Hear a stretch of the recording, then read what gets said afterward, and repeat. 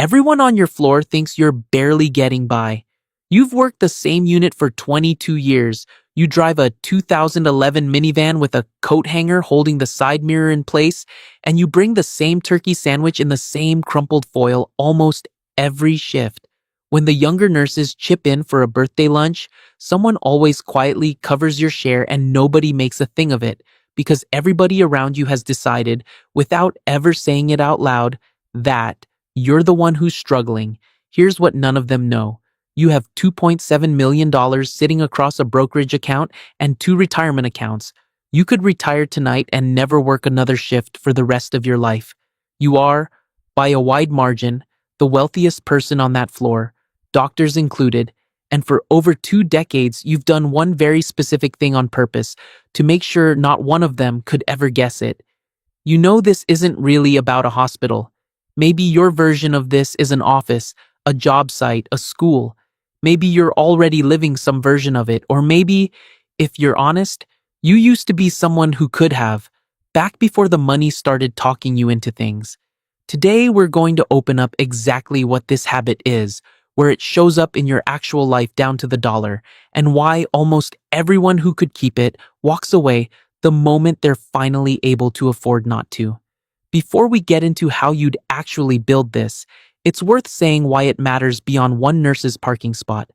Most personal finance content in the US either sells you a get-rich shortcut or shames you for a latte. Neither one is true and neither one is useful.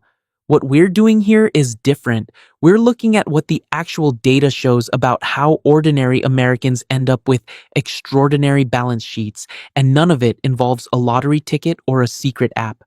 If that's the kind of thing you want more of in your feed, go ahead and hit subscribe right now, because what's coming in the next 20 minutes is going to change how you look at every raise, every bonus, and every "you deserve this" purchase for the rest of your life. Here's the habit, stated as plainly as it can be put. The moment more money enters your life does not get more expensive. Not a little, not just this once, not ever. When your pay goes up, your spending stays exactly where it was, and the difference goes somewhere it can grow before you ever get the chance to feel it, get used to it, or build a new normal around it. That's the entire mechanism. It sounds almost insultingly simple, and that simplicity is exactly why it works, and exactly why so few people actually do it. Watch what happens to most people instead, because you've felt this pull yourself more than once. The raise lands and the car gets swapped for something a little nicer because you earned it. The bonus hits and the apartment gets upgraded because why not? The promotion comes through and suddenly the couch you liked fine last month looks embarrassing. The phone feels a generation behind. The whole life feels a size too small for the new title.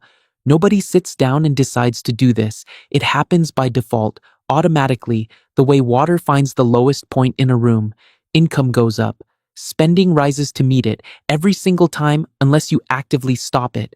Picture a coworker of yours, a respiratory therapist named Marcus.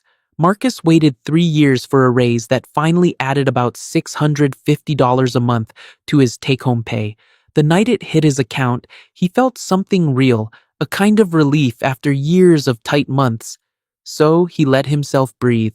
A better lease, a few subscriptions that felt harmless on their own, dinner out twice a week instead of once. None of it reckless, none of it a single bad decision you could point to and call a mistake. Within about 4 months, the $650 had simply dissolved into a life that now felt normal at that new level, the same way the ocean feels normal to a fish. Here's the part that should actually unsettle you. Marcus wasn't happier. The raise he'd waited 3 years for bought him the exact same Sunday night anxiety about money, just recalibrated to a slightly higher number. Now compare that to what you actually did the last time your own pay went up. Same kind of raise, same kind of dollar amount, except you routed it automatically into a plain, boring S&P 500 index fund the same day it landed, before it ever touched your checking account. At a historical market return in the range of 9 to 10% a year, a redirected raise like that, left alone for 25 years, grows to somewhere around $700,000. Not from a stock tip, not from a side hustle, from a raise you'd already earned and simply never let yourself feel. The car is where this habit is easiest for other people to see, because a car is the one purchase the entire world watches you make. There's a nurse manager on your floor, Priya, who leases a new SUV every 3 years for right around $780 a month, which happens to be close to the national average new vehicle payment reported by Experian for 2026. Priya will be making a car payment for the rest of her working life because there's always a next lease waiting at the end of the last one. To everyone on that floor, Priya looks like she's winning. You, in that minivan with the taped up mirror, look like you're barely holding on. Run the actual math and the picture flips completely. A new vehicle loses close to a fifth of its value in the first year alone, and roughly half its value within 5 years, according to data tracked by Kelley Blue Book. You bought your van used for under $14,000 15 years ago and have spent a fraction of what Priya spends annually just keeping it running. The difference between what you each put toward a vehicle, conservatively $500 a month, has gone into the market instead of into a machine that loses value every time it's driven. Over 25 years at historical returns, that $500 a month becomes somewhere north of $500,000. Same floor, same paycheck range, two completely different financial universes, and the one that looks like success from the parking lot is the one quietly bleeding out. Housing tells the same story at a larger scale, and it's the one that actually wrecks people. Think of a couple you might know in real life, the ones who did everything right. Good jobs, rising incomes, and the day finally came when they bought the dream house, the good school district, the kitchen island, all the rooms they'd pictured filling up with an entire future. And from the week they got the keys, the mortgage quietly started eating them alive. It was 38% of their take-home pay the first year. Once property taxes rose and the insurance premium jumped and the roof needed work, it crept toward 50%. According to the Census Bureau's most recent housing cost data, that's not a rare story. It's close to a third of American mortgage holders, and the share is worse in expensive metro areas. That couple owns 4 bedrooms and can't afford to furnish 2 of them. You, meanwhile, have lived in the same 3 bedroom ranch for 19 years, paid it off 11 years ago, and could buy that dream house twice over in cash without blinking. From the street, the dream house looks like a rival. On the actual balance sheet, it's one of the single most common reasons hardworking Americans hit 50 with almost nothing to show for 3 decades of raises. Here's where people misjudge you the most, though, because they assume this habit means you're cheap in every direction, and that's not remotely true. Watch where your money actually goes. You'll nurse that minivan for another 5 years and refuse to replace a phone that still works fine. And, in the same month, write a check covering your granddaughter's first semester of community college without a second thought. You're ruthless about the things nobody else ever sees and generous, almost recklessly generous, about the things that actually last. You've stood on the other side of this exact choice before too. You've paid extra for the version with the name on it and told yourself you were treating yourself. Be honest about what that purchase actually bought you. About 4 minutes of being noticed, and the moment was already fading by the time you got back to your car. Money spent to be seen is gone the second it leaves your hand.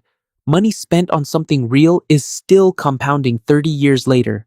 To be fair to yourself, this isn't a call to become a monk who never enjoys a dollar. That version of this habit turns into its own quiet prison, and it's not what actually builds a life worth having. The whole point of widening that gap for 2 decades is so that eventually the money can do the heavy lifting instead of you having to. You fly to see your son's family twice a year now. Instead of doing the 14-hour drive you used to grit your teeth through. You bought good winter boots that will last 15 years instead of the cheapest pair on the shelf. You paid for your granddaughter's flight without hesitating for a second. The rule underneath all of it is one sentence: spend freely on what genuinely improves your life, and refuse to spend on what only improves how your life looks to people who were never really watching anyway. Here's the part that would actually surprise the people on your floor more than the number itself. Nothing is stopping you from spending it. You're not white-knuckling through a sacrifice, waiting for permission to finally live differently. At $2.7 million, you could liquidate a chunk of that portfolio tomorrow, buy the Tesla in the parking lot in cash, gut the kitchen, and never feel the dent by next quarter. You don't, and it isn't fear keeping you from it. Somewhere over the last 20 years, the habit stopped being a means to an end and quietly became the thing you like about your life. The van isn't a sacrifice you're still making. It's a life you'd choose even with another zero on the balance.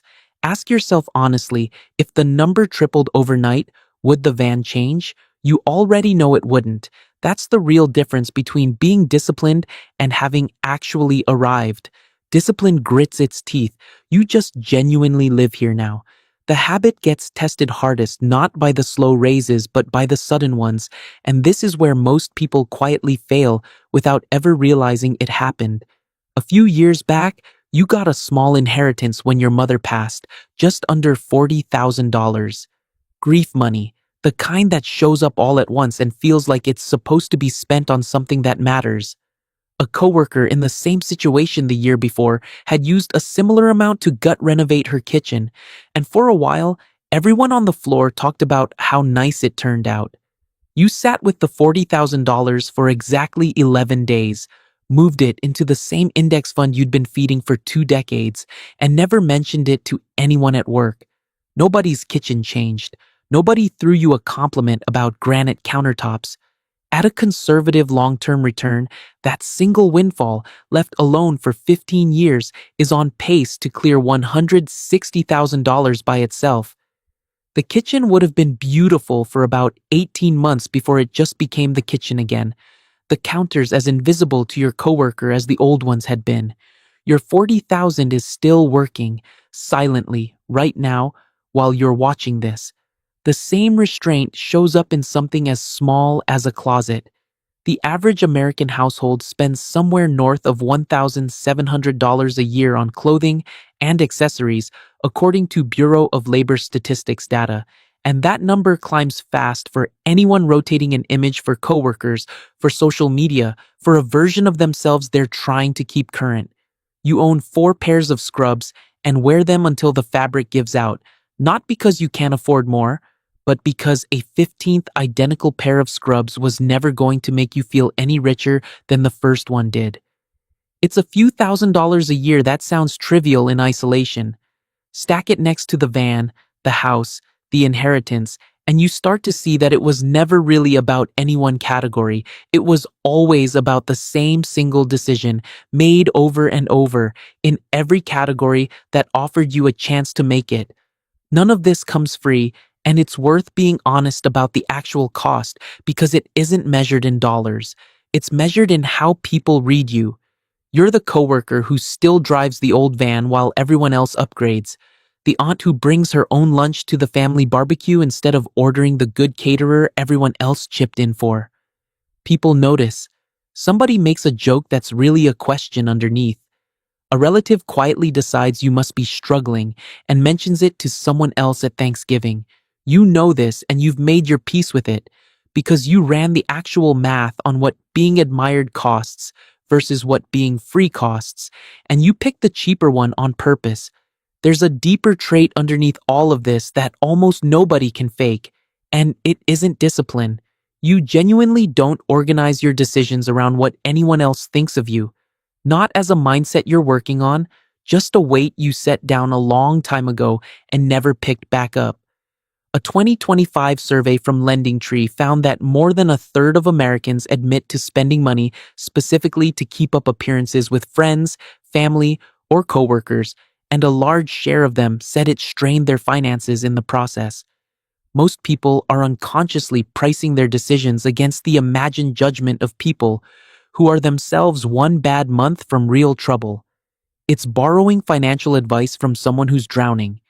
You stopped listening to that particular audience a long time ago, and the silence you got in return turned out to be worth more than anything you gave up for it. If the habit is this powerful, the obvious question is why almost nobody actually keeps it once they could afford to stop. The honest answer is that it's hardest to hold on to at the exact moment it finally starts paying off.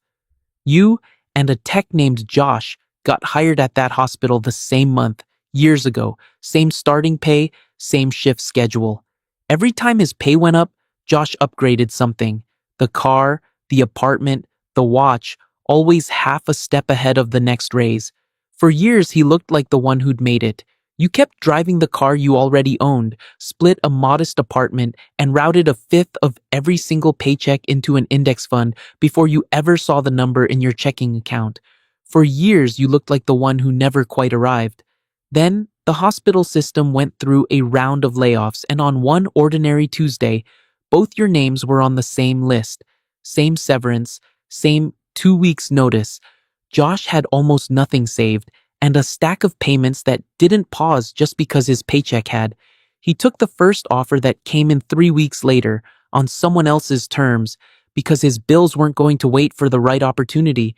You had a cushion deep enough to actually breathe. You took 4 months, turned down 2 jobs that weren't a fit, and landed somewhere better than where you started. Same hospital, same years worked, same starting salary. The only difference between the two of you was what happened to the gap every time a raise came through. The part of this you care about most, though, isn't even your own number. It's what happens 2 tables over. Someday, at your own table, picture 2 different households at 2 different dinner tables. At one, money is a tense, hushed subject, argued about in low voices after the kids are supposed to be in bed. A child raised at that table learns, without ever being taught directly, that money means fear, and that the way you prove you're okay is by owning something other people can see. That anxiety gets passed down like an heirloom nobody asked to inherit. At your table, the van is paid off, every raise gets invested automatically, and the word index fund gets said as casually as passing the salt. A kid raised at your table grows up watching calm instead of tension, watching a number quietly grow in the background instead of a stack of bills nobody wants to open. That kid starts adult life somewhere you had to spend 20 years clawing your way toward, and they'll likely never even know the version of the starting line you began at. If you want to start building this for real, it doesn't require overhauling your entire life this week. It requires one decision held for a long time. The next time your income goes up, from a raise, a bonus, a tax refund, anything at all, you leave your actual spending exactly where it already sits, and you send the entire difference somewhere it can grow before you get the chance to adjust to having it. You freeze the number once, and then you simply keep it frozen year after year, raise after raise, while the gap underneath does the rest of the work without needing your willpower at all. Tomorrow morning, you'll park that minivan in the same spot at the far end of the lot, walk past coworkers who will keep quietly feeling sorry for you, and eat the same sandwich out of the same crumpled foil. And you'll be, by a distance most of them cannot begin to picture, the freest person in that entire building. The real question isn't whether you could technically do this, it's whether you'll still be willing to do it the first time you actually can afford not to, because that's the exact moment almost everyone quietly gives it up. The loud ones are performing a future they haven't built yet. You already built yours, and you'd rather they kept guessing.